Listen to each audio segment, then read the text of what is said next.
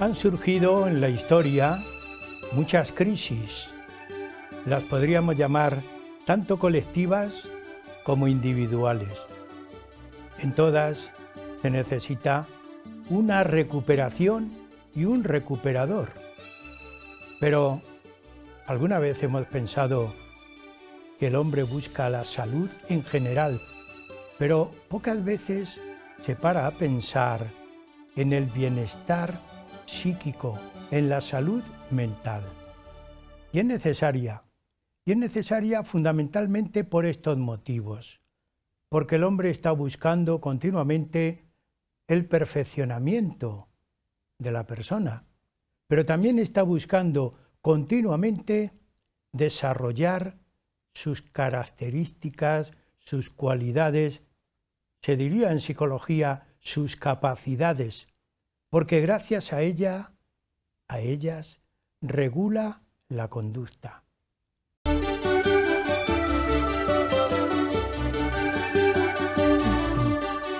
También la medicina más específica. ¿Cómo ve la medicina este conjunto de estado anímico de la persona que está recibiendo unas influencias sociales de tal manera que la sociedad y la economía está marcando la angustia? Tengo que poseer porque me falta. Hoy pocas personas dicen con el bastón basta, ¿verdad? Efectivamente. El ser humano tiene que estar equilibrado y libre. Tiene que poder acceder a, como dice la Organización Mundial de la Salud, a un equilibrio físico y un equilibrio psíquico, un equilibrio emocional. Y para eso hace falta que tenga cubiertas sus necesidades en la esfera personal, en la esfera laboral y en la esfera social. Entonces, cuando alguna de esas esferas falla, viene el problema y viene la crisis y la persona pues, se encuentra perdida. En este caso, pues tendríamos que incidir en buscar esos desequilibrios e intentar corregirlos. Es muy fácil corregir muchas veces los desequilibrios. Claro que únicamente cuando falla en la esfera laboral, cuando la persona por alguna circunstancia pierde su trabajo, eso condiciona muchísimo. El no tener trabajo condiciona muchísimo otras esferas de la vida. Entonces repercute esa esfera laboral en la esfera personal, en la esfera social. Entonces es muy difícil. Incluso al realizar una terapia a una persona que está en paro es muy complicada porque esa esfera tiene que ser cubierta. Y hasta que no está cubierta, la persona encuentra mucho déficit. Y en este momento la sociedad está... estáis marcando un estatus social que influye en la situación de la salud psíquica. Es decir, ¿por qué se enferma? Diríamos muchas veces, pero ¿por qué se enferma psíquicamente? Yo tengo la idea que parece como que en la humanidad hay una enfermedad colectiva, porque hay una agresividad permanente ahí en la colectividad. Pero ¿por qué se enferma psíquicamente? ¿Ya estáis presentando alguna idea? La morbilidad, el enfermar, ha sido una propiedad característica, es una propiedad característica del hombre.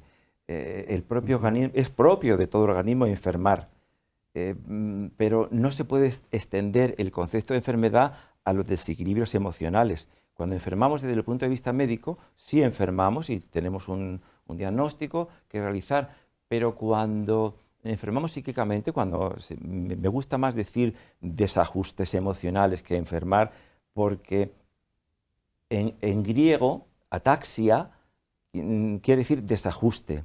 Entonces es preferible utilizar esa palabra de desajuste que de enfermar, porque en realidad nadie está completamente enfermo y nadie está completamente sano. Todos participamos de un continuo en el que todo el mundo nos movemos y tenemos mayor grado de desajuste o menor grado de desajuste. Entonces el enfermar psíquicamente se ha de categorizar de esa manera. Desajustes más intensos, desajustes menos intensos.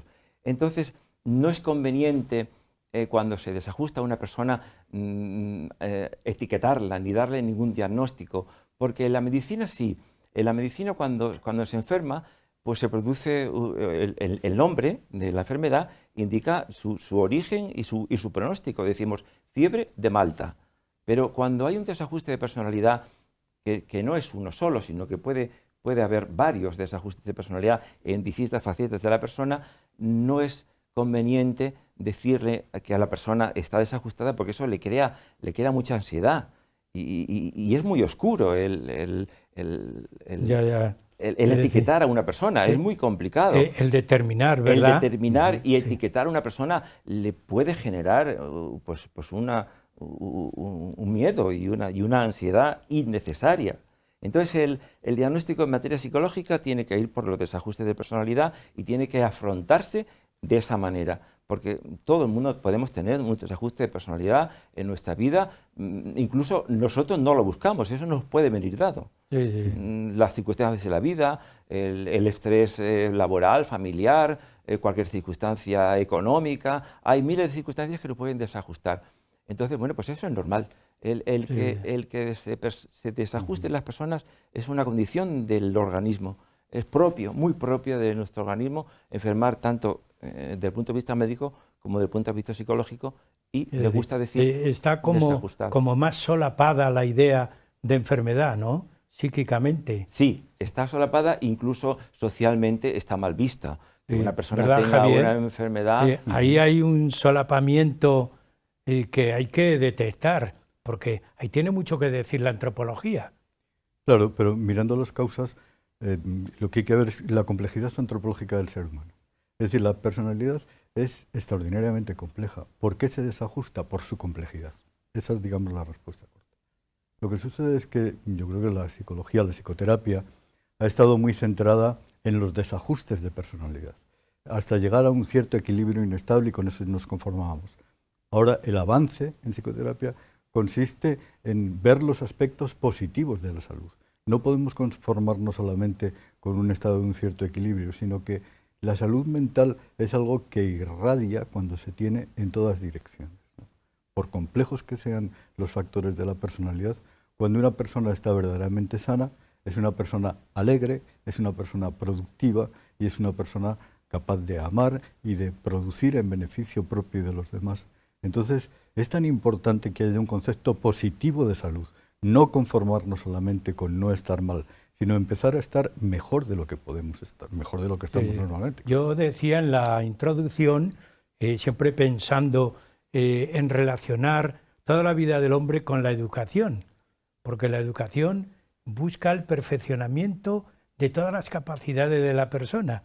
Es decir, está reclamando, como yo os estoy reclamando, la intervención de otras disciplinas en el ámbito educativo, que es lo que da la perfección al hombre.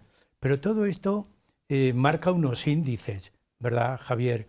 Unos índices dinámicos de la salud, que aquí tenemos otro tema un poco, diríamos, casi amplio de lo que estáis hablando. Bueno, en cuanto a la educación, solamente una palabra. Es una pena que verdaderamente pues, no haya una mayor integración del sistema educativo y se acepten otras disciplinas. Hablaremos de ello porque hay una cuestión que yo siempre dejo, no la dejo aparcada, la dejo ahí en medio suspense porque lo vamos a ver. Pero hay unos índices, después de todo lo que estamos hablando, unos índices, y yo estoy viendo que el concepto de salud no puede ser un concepto estático, ¿verdad? Ahí hay un dinamismo. ¿Cuáles son esos índices? Bueno, los índices son parámetros que resultan del discurso del paciente. Es decir, cuando un paciente habla en libre asociación en las sesiones, pues se refiere con toda libertad a una serie de campos semánticos, ¿no? Que elige él. Él elige su campo de juego, él elige lo que verdaderamente le preocupa. Ahí hay una serie de campos semánticos, por ejemplo, en los que vemos que en este caso es un paciente que habla desde un punto de vista emocional, que es el azul en el diagrama. También le preocupan los aspectos prácticos, es el amarillo. Habla de su cuerpo en el rojo y el verde sería la situación existencial y familiar. Entonces, vemos que hay, si se definen los campos semánticos, sabemos qué es lo que verdaderamente está preocupando a ese paciente, de manera general, ¿no? Entonces, del total del número de palabras, elegimos las cadenas semánticas que corresponden a cada una de los campos y los secuenciamos en paralelo, como si no existiera el tiempo, ¿no? Es decir, que se van encadenando las cadenas semánticas y esas cadenas se valoran. Los resultados son que a partir del eje central vemos que a la derecha están los aspectos positivos a los que se refiere en cuanto a salud y en cuanto a las distintas áreas de su vida. Y a la izquierda están los negativos.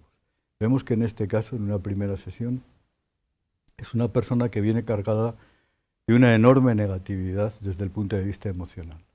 Es decir, su discurso es fundamentalmente emocional y fundamentalmente negativo.